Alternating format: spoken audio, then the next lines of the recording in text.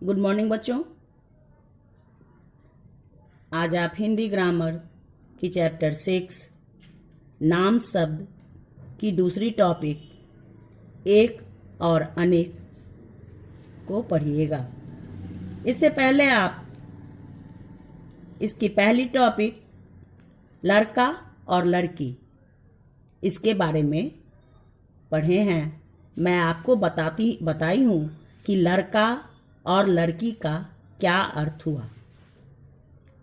लड़का का अर्थ होता है पुरुष जाति और लड़की का अर्थ होता है स्त्री जाति, अर्थात लिंग परिवर्तन। तो लिंग के बारे में आप पढ़े हैं कि लिंग क्या है, ये कितने प्रकार के होते हैं। लिंग और लिंग के भेद के बारे में आप समझे हैं। तो लिंग को आप समझ चुके कि ये दो प्रकार के हैं, स्त्रीलिंग और पुल्लिंग।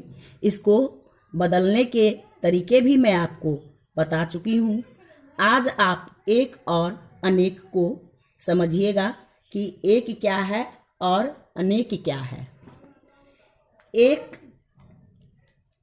बोलने से ही एक का बोध होता है और अनेक बोलने से ही एक से अधिक का बोध होता है।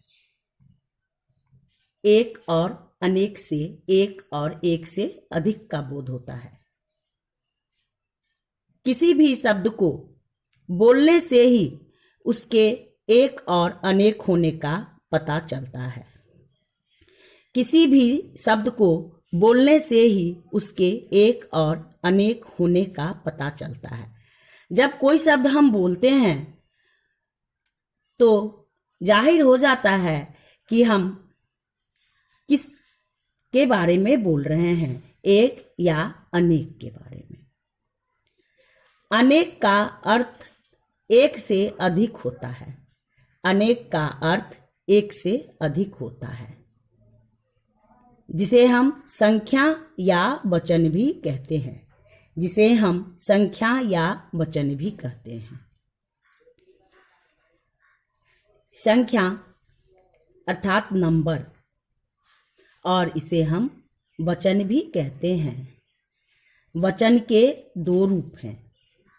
वचन के दो रूप हैं, पहला एक वचन और दूसरा बहुवचन। पहला एक वचन और दूसरा बहुवचन। एक वचन का अर्थ है गिनती में एक होना। एक वचन का अर्थ है गिनती में एक होना। जैसे उदाहरण में माला, पुस्तक, बिल्ली, घड़ी, कार इत्यादि। ये सब बोलने से पता चलता है कि हम किसी एक के बारे में बोल रहे हैं, एक के बारे में कह रहे हैं। ये शब्द बोलने से ही जाहिर हो जाता है। और फिर जब हम एक से अधिक के बारे में बोलते हैं तो वो भी हमें पता चलता है कि हम किसके बारे में बोल रहे हैं। तो अब हम बहुवचन का अर्थ समझेंगे। बहुवचन का अर्थ है गिनती में एक से अधिक का होना। बहुवचन का अर्थ है गिनती में एक से अधिक का होना, अर्थात 2, 3, 4 इत्यादि का होना। जैसे मालाएं, पुस्तकें, बिल्लियां, घड़ियां, कारें, तोते इत्यादि। ये सब बोलने ही से पता चलता है कि एक के से अधिक के बारे में बताया जा रहा है। तो वचन से हमें प्राणी या वस्तु के एक या अधिक होने का पता चलता है। वचन, जिसे हम संख्या भी कहते हैं, इससे हमें प्राणी, वस्तु, स्थान इत्यादि के एक और अनेक होने की जानकारी प्राप्त होती है। वचन बदलने के दो तरीके हैं। वचन जो हम बदलते हैं, एक वचन और बहुवचन, इसे हम दो तरह से बदलते हैं। एक वचन को बहुवचन बनाने के लिए दो तरीके का प्रयोग किया जाता है। पहला तो शब्द के अंत में अगर ओ और आ रहता है, शब्द के अंत में अगर ओ और आ होता है तो उसे ए में बदल दिया जाता है। शब्द के अंत में अगर ओ और आ हो तो उसे ए में बदल दिया जाता है। उदाहरण से आप समझिए कि ये कैसे बदले गए। जैसे काला, तो अंत में आ का उच्चारण है, इसे ए कार में बदलकर काले बनाए गए। पेंसिल, तो ए कार में बदलकर बहुवचन में पेंसिलें बनाए गए। कौवा, तो कौवे।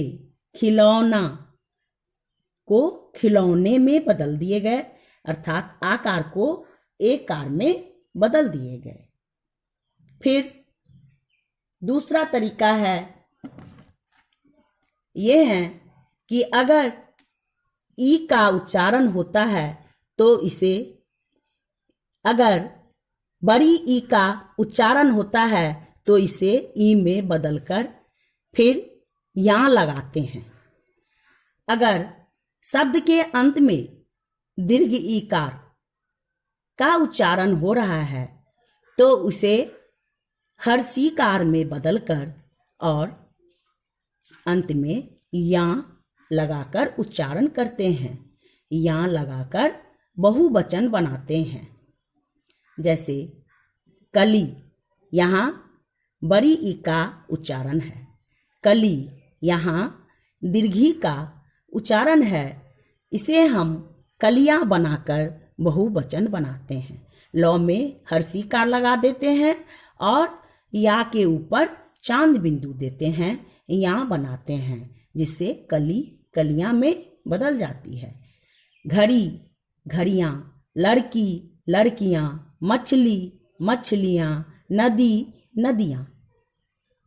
इसमें दीर्घीकार को हर्षीकार में बदल दिया गया और फिर अंत में या लगाया गया।